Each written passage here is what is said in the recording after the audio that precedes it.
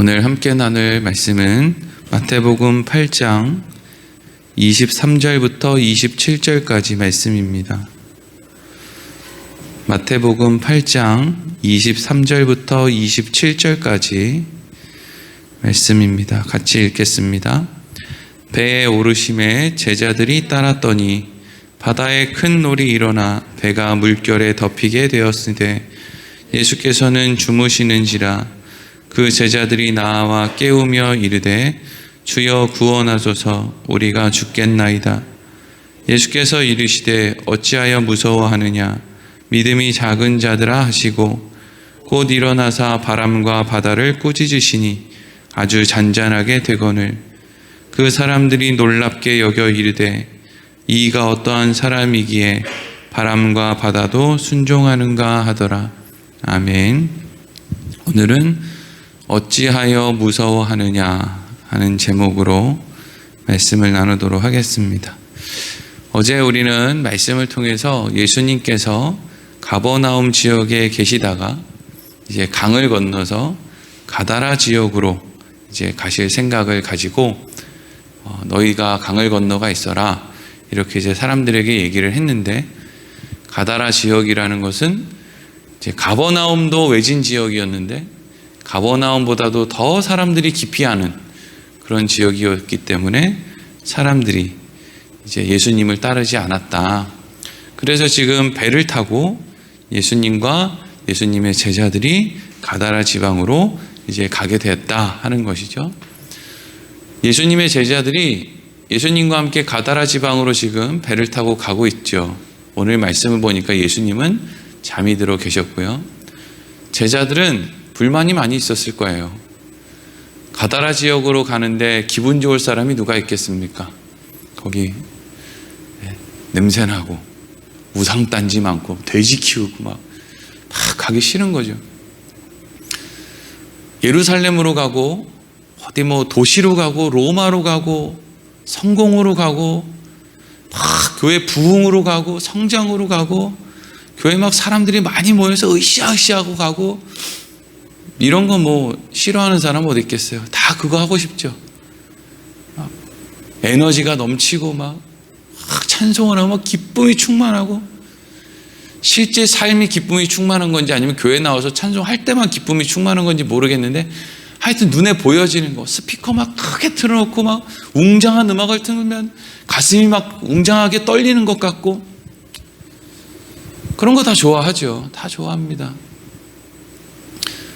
근데 어디 저기 외진 곳, 쪽방촌, 어디 빈민들 사는 곳, 그래서 내가 거기 가면 뭐라도 연탄이라도 날라야 될 것 같고, 냄새 나고, 맨날 그 여름에는 쪄 죽고 겨울에는 얼어 죽고, 그런데 이제 가자 하면 거기서 막 그렇게 막 기쁘게 막 찬송하고 막 신나서 할렐루야 하면서 막 그냥 연탄 나르고, 이런 건 어렵단 말이죠. 어렵습니다. 교회에 나와서 뭐 하는 것만큼 막 기뻐서 우리 뛰놀며 찬양합시다, 이런 건 쉬워요. 너도 나도 다 하죠. 근데 그런 곳에서 가다라 지역 같은 데 가자, 빈민들이 있는데 가자, 저기 낮은 곳에 가자, 그래서 찬물에 손 담궈야 되는 데로 가자, 이렇게 했을 때 거기에서 기뻐 뛰놀며 춤추며 찬양하는 건 어렵단 말이죠. 아마 제자들이 지금 예수님한테 별로 그렇게 감정이 안 좋을 거예요. 이제 복음서의 말씀을 가만히 보면은요, 그 예수님이 막 이렇게 권위적으로 제자들에게 막 군림하고 이러지 않으시잖아요.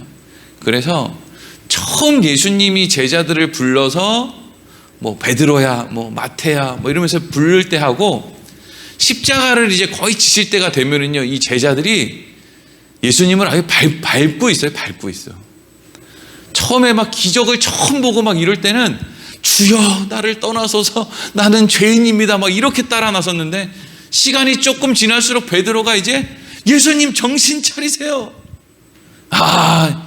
요즘에 예수님 큰일 났네. 예수님 정신 못 차리네. 점점 이리로 가요. 참 왜 그런지 모르겠어요. 제가 이 말씀을 이제 보면서 오늘 23절, 24절 말씀에 참 은혜를 많이 받았어요. 23절, 24절 말씀 우리 같이 읽어보겠습니다. 시작.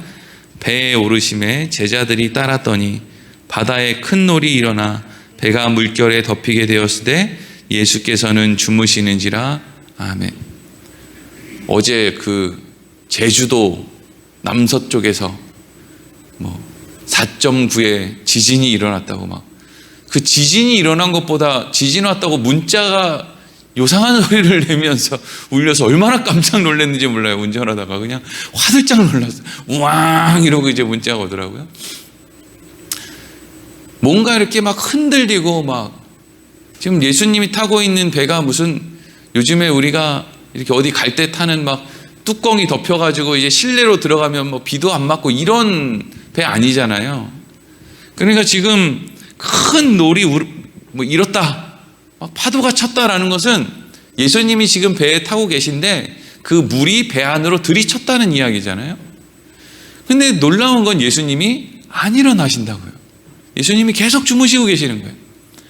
제자들은 본인들이 이제 어부 출신이 많으니까 이거 뭐 우리가 이겨내야지, 뭐 이 정도 뭐 이렇게 해가지고 이제 물가로 가야지, 이런 생각을 이제 또 하면서 또 열심히 노를 젓는 사람도 있고, 또 한편으로는 어떤 사람들은 예수님은 또 가다라 지역으로 굳이 간다 그래서 이것 봐 벌써부터 재수가 없어. 이 가다라 지역이 그게 막 우상 숭배하고 그 재수 없는데 벌써부터 갈 때부터 뭐가 안 좋아, 이러고 또 불평을 한다고 또 투덜투덜대고. 예수님은 뭐 하고요? 주무시고요.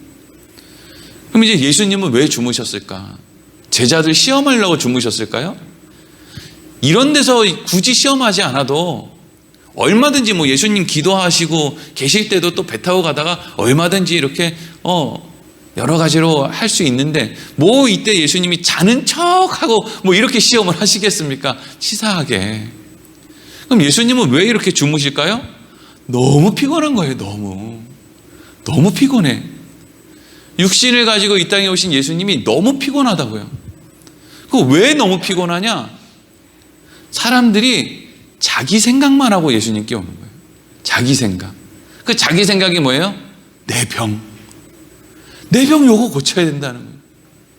시간이 아침 9시건, 난 12시건, 밤 3시건, 저녁 6시건, 밤 12시건 내 생각만 하고 오는 거예요. 내 생각만. 그래서 예수님을 그냥 계속 밀고 당기고, 무리들이 시간이 되면 이제 돌아가야 되는데 아니야 이제 내 차례야 이러고 그냥 예수님 뭐 하려고 그러면 밥도 못 먹게, 잠도 못 자게. 그래서 뭘 하는 거예요? 내 병을 나으면 이제 어떻게 합니까? 예수님 감사합니다 딱 털고 가는 거예요. 그 다음에 예수님이 피곤한지 식사는 하시는지 뭐 관심이 없는 거예요. 내 문제 해결하면 그냥 그만이라는 거죠. 예수님이 그렇게 사람들의 병을 고쳐주다 보니까 지금 예수님이 죽게 생겼는 거예요. 우리가 얼마 전까지 TV에 많이 이렇게 소개됐던 분 중에 그 응급의학과의 김국종 교수라고, 그래가지고 막 헬기 타고 다니면서 왜 그 외지에서 사람들 사고 나고 이러면 얼른 가가지고 왜 고쳐주고 하셨던 분 있잖아요.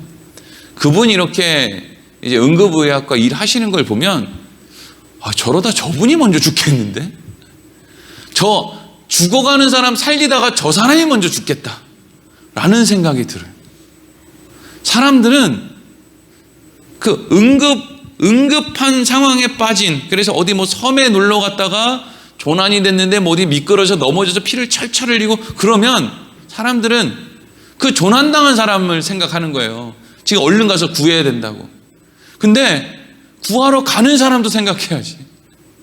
지금 태풍이 이렇게 불고 지금 뭐 그 구하러 가다가 생사람도 죽게 생겼는데 그래도 눈물 콧물을 흘리면서 구하러 가라는 거예요.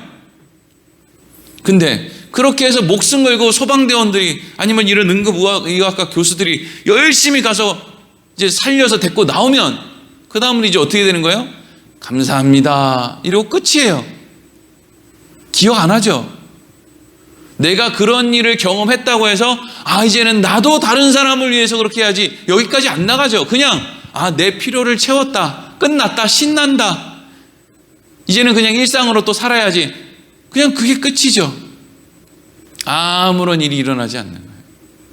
예수님이 그렇게 많은 사람들을 고쳐줬는데 막 시도 때도 없이 찾아오는 사람, 예수님 몸 생각하지 않고 피곤에 쩔어서 그냥 이렇게 태풍이 치는데도 머리에 땅에 대자마자 그냥 잠이 들 정도로 그렇게 애를 쓰시는데 그 어떤 사람 하나도 예수님이 가다라 지병으로 가자 했을 때 안 가는 거예요.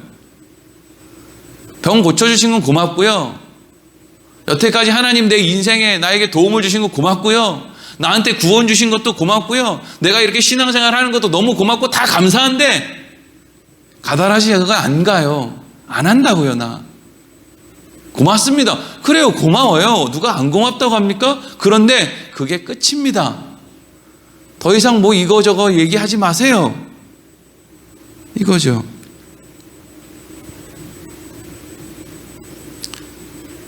제자들이 예수님은 주무시고 배가 그냥 뒤집어질 것 같고 점점 심해지고 시간이 지나고 이제는 자기 힘으로 안 될 것 같은 거예요.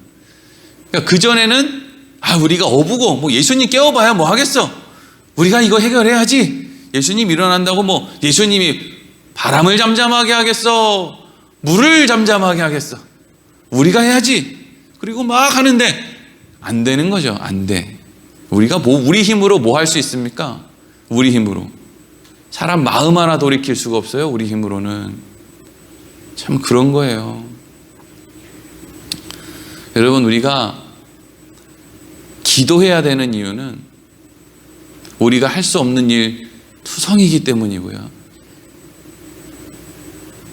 기도할 때 내 뜻을 주장하지 않아야 되는 이유는요, 내 뜻대로 하면 망하기 때문이에요. 우린 그걸 몰라요. 그걸.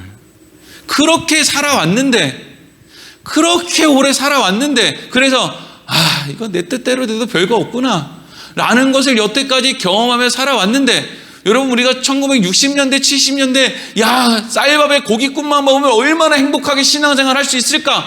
근데 지금 2021년도에 쌀밥 고깃국 못 먹는 사람이 없는, 대부분 그것을 아무렇지도 않게 먹는 이 시대 가운데 예수 믿는 게 옛날보다 더 걱정이에요.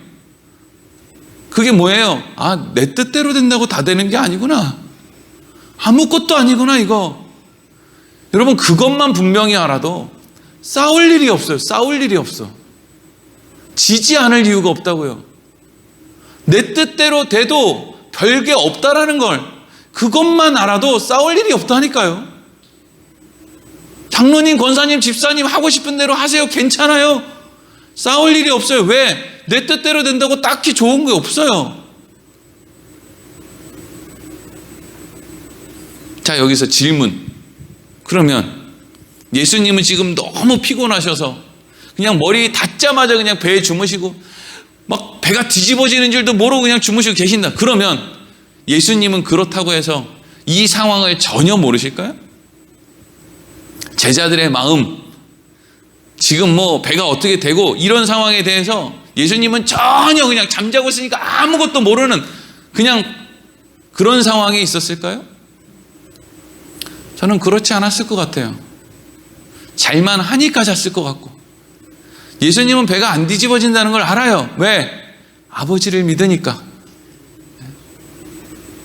여러분, 제자들이요, 너무 웃긴 게 예수님이 본인의 몸도 돌보지 않고 열심히 사람들을 고쳐주고 사람들과 함께하고, 근데 그런 선하신 예수님이 본인들을 불렀단 말이죠.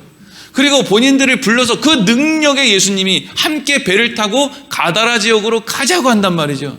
그 선하고 우리에게 유익을 위해서 이렇게 몸을 돌보지 않는 그 예수님이 우리에게 지금 가다라 지역으로 가자고 하시는데, 능력이 없는 분이 아니라 능력이 계신 분인데, 그분이 지금 배에 함께 타고 계신데, 배가 뒤집어져 가지고 지금 물에 빠지면 우리만 빠지는 게 아니라 예수님도 같이 빠지는데, 근데 예수님이 그런 우리를 나 몰라라 할까? 여기까지 생각이 안 드는 거죠. 왜 거기까지 생각이 안 들어요? 문제가 제자들의 생각을 잡아먹었기 때문이에요. 문제가. 그게 문제예요, 여러분. 문제가 아니고 이 문제가 나를 잡아먹는 게 문제예요. 정말 어떤 문제가 빵 터져서 사람을 괴롭히는 일은요, 우리 인생에 살아보셨잖아요. 그렇게 일어나지 않아요. 나 이 직장에서 이렇게 되면 어떡하지? 이러다가 나중에 뭐가 어떻게 돼가지고 다 망하면 어떡하지? 이 나라가 망하면 어떡하지? 뭘 어떻게 하지? 전부 그냥 걱정이지. 우리 이러다가 우리 교회 교인들 다 나가면 어떡하지? 이러다가 우리 뭐 교회 막 이렇게 해서 하나님이 이렇게 해서 그냥 우리나라를 심판하면 어떡하지? 그냥 일어나지 않는 걱정, 문제에 매몰돼서 사는데 실제로 그 문제가 일어나느냐? 안 일어나요. 밤잠을 막 설쳐요. 그런 일이 일어나면 어떡하지?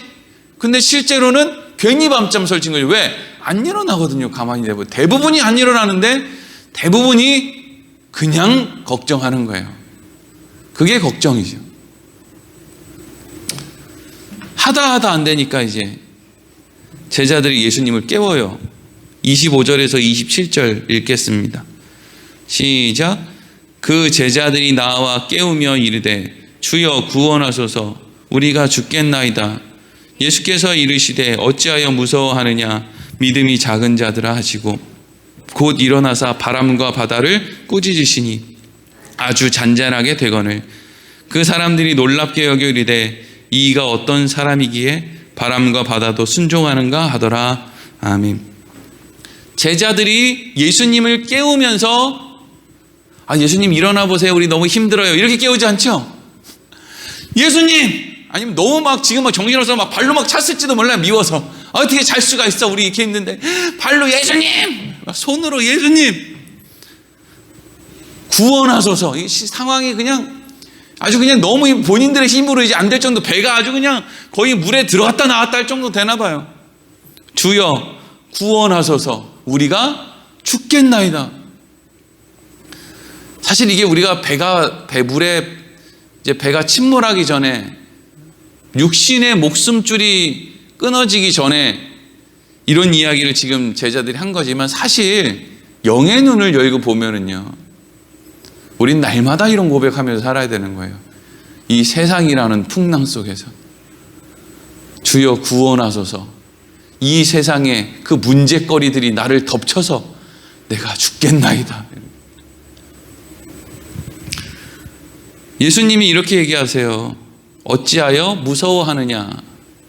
예수님이 왜 어찌하여 무서워하느냐 이렇게 얘기할까요? 너네들 왜 무서워하냐? 가로 열고 내가 같이 있는데 왜 무서워하냐? 물에 빠지면 같이 빠지는데 내가 니네랑 지금 같이 죽으려고 너희를 불렀냐? 근데 너무 사람들이 방금 전까지 예수님이 기적을 행하고 귀신을 쫓고 대단한 일들을 해도 그 여러 가지 삶의 경험들, 그렇게 많은 하나님이 우리에게 주신 기적들, 경험들, 안심할 수밖에 없는 그런 일들을 이렇게 많이 쌓아놓고도 우리는 우리 눈앞에 그 문제가 우리를 이렇게 가려서 우리의 정신을 그 문제가 쏙 빼게 만들어서 하나님을 바라보고 나와 지금 동행하시는 예수님을 바라봐야 되는데 여태까지 하나님이 나와 함께 하셨던 나의 삶을 돌아보면 그런 생각이 안 드는데 그냥 당장 내 눈앞에 아직 일어나지도 않은, 물에 안 빠졌잖아요. 제자들이 언제 한 번이라도 물에 빠졌습니까? 물에 빠진 적 없어요. 베드로만 그냥 요 다음에 보면은 그냥 물 위를 걸어보겠다고 이렇게 하다가 빠진 거 베드로 혼자 말고는 다른 제자들 물에 빠진 적이 없다고요. 근데 물에 빠질까봐 걱정을 하는 거죠. 사람이 화가 나면은요, 그 화가 내 마음을 뺏어가요. 그래서 화가 나면 그 다음부터는 대화를 못해요. 그래서 제일 지혜로운 건 화가 날 때 얼른 집에 가는 거예요. 그때 서운하네 어쩌니 해도 나 지금 조금 대화하기 어려우니까 우리 3시간 있다 만납시다. 이러고 가서 그냥 얼른 집에 가서 물 한 잔 먹고 잠깐 뉴스 보지 마세요. 뉴스 보면 더 열받으니까. 뉴스를 보지 말고 그냥 성경을 본다든지. 그리고 3시간 있다 만나면요, 그래서 화가 내 눈을 가리는 그 시간이 지나면 문제될 게 없어요. 사실은 다 그래요. 다.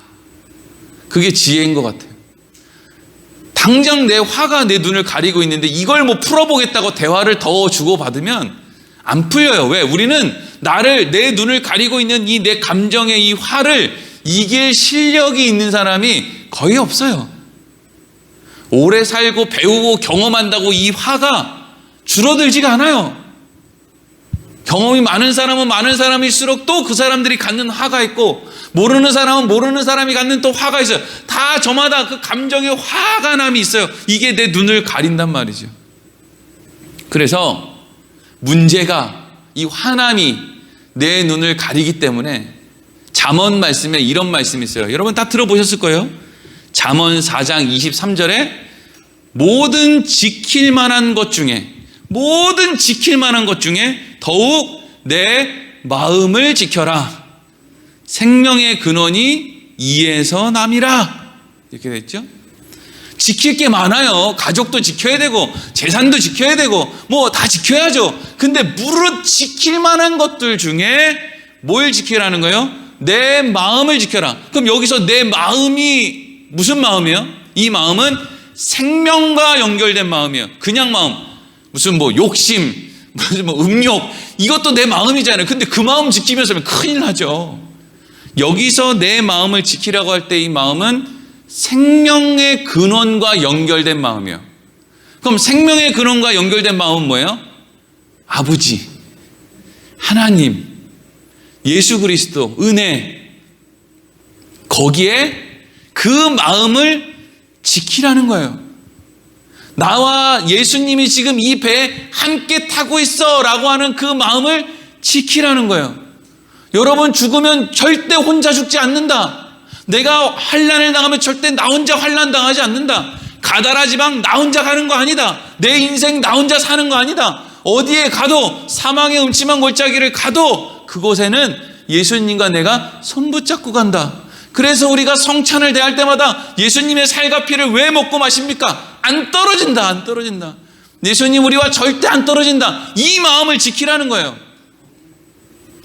문제가 내 눈을 가리고 화가 내 눈을 가릴 것 같으면 그것보다 먼저 내 마음을 거기에 먼저 두라는 거죠. 거기에.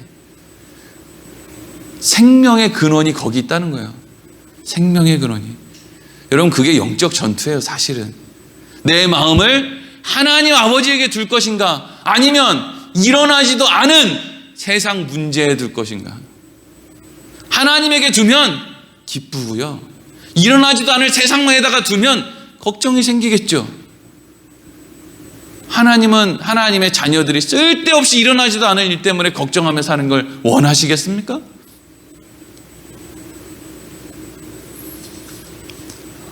어제도 제가 시차례를 다녀왔지만 그 목사님들 모임을 이렇게 가면은요, 참 교회는 여러 사람들이 있잖아요. 뭐 우리 교회는 교인이 그렇게 많이 없으니까 뭐 그래봐야 50명이라고 치면 50종류의 사람이 있죠.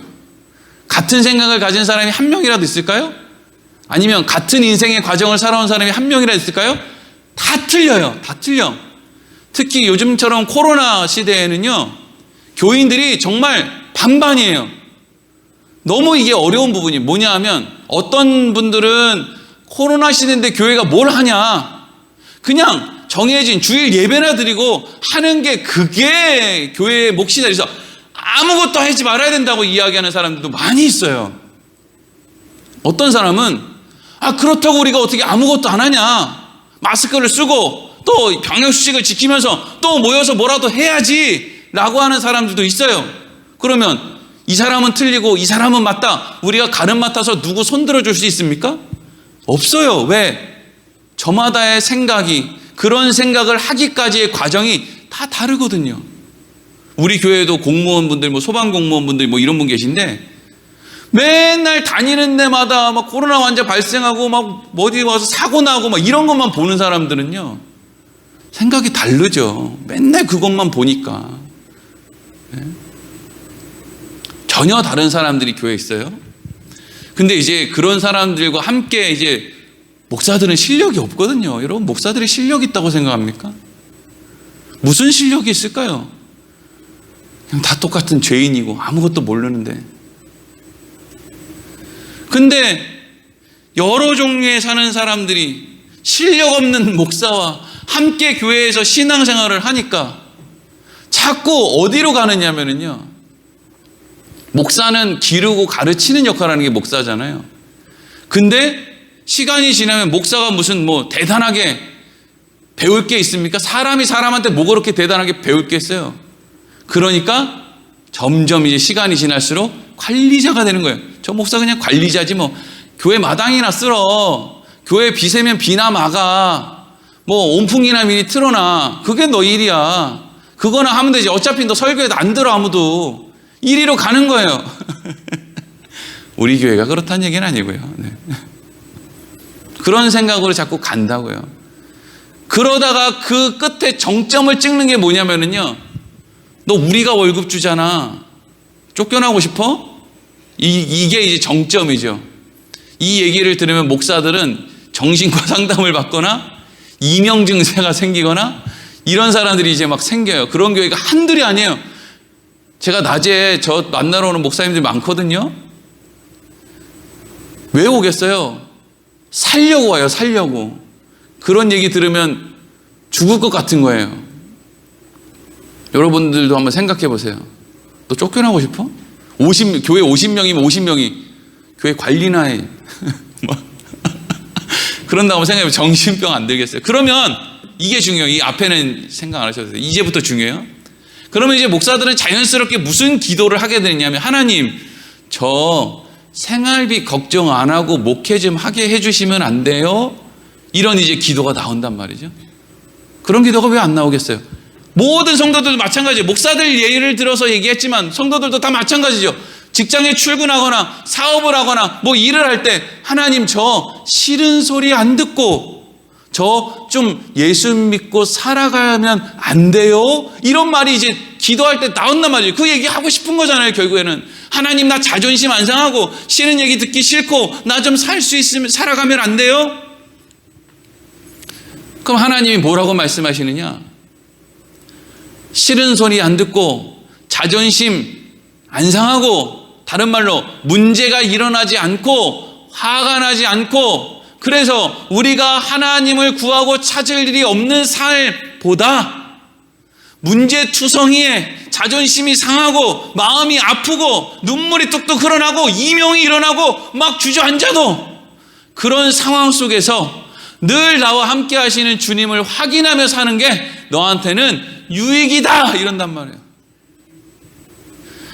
문제 없는 삶을 살아가길 소망하지 말고 문제 있는 삶을 살아갈 때 너와 함께하는 주님을 바라볼 수 있는 눈을 달라고 기도해, 이런다고요. 그거 안 하면 다 까먹으니까요. 우리 수준이. 자존심 안 상하고 문제 안 일어나면 예수 잘 믿을 것 같은데 어디 그러나요? 예수님 생각도 안 나지. 사도 바울이 하나님 앞에 간절하게 3번 기도해요.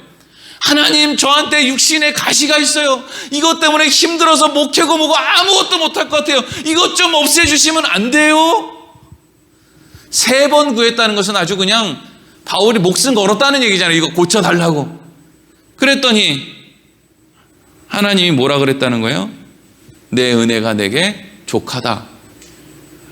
이게 중요하죠. 왜가 중요해요. 왜? 네 은혜가 내게 족하다. 이 얘기는 안 고쳐줄 거야, 이 얘기죠. 그러면서 하나님이 이렇게 하셔요. 왜냐? 너는 약할 때 강하기 때문이야. 그 이야기를 듣고 바울이 어떻게 합니까? 도리어 크게 기뻐함으로 나의 여러 약한 것들에 대해서 자랑하게 되었다, 이렇게 얘기하죠. 바울이 뭐 기도한다고 뭐 문제 해결 다 받았나요? 자기 병도 하나 못 고쳤는데. 근데 바울이 왜 기뻐했다고요? 그걸 안 거예요. 문제가 중요한 게 아니라 문제 가운데 주님이 나와 함께하는 게 중요하구나. 여러분, 나라를 보면, 뭐 세상을 보면, 가정을 보면 문제 없는 데가 어디 있습니까? 다 문제투성이지. 근데 이 문제들 틈바구니에 지금 인간들끼리만 덜렁 있는 게 아니라 누가 함께 한다고요? 하나님 아버지가 함께하고 있다는 거예요.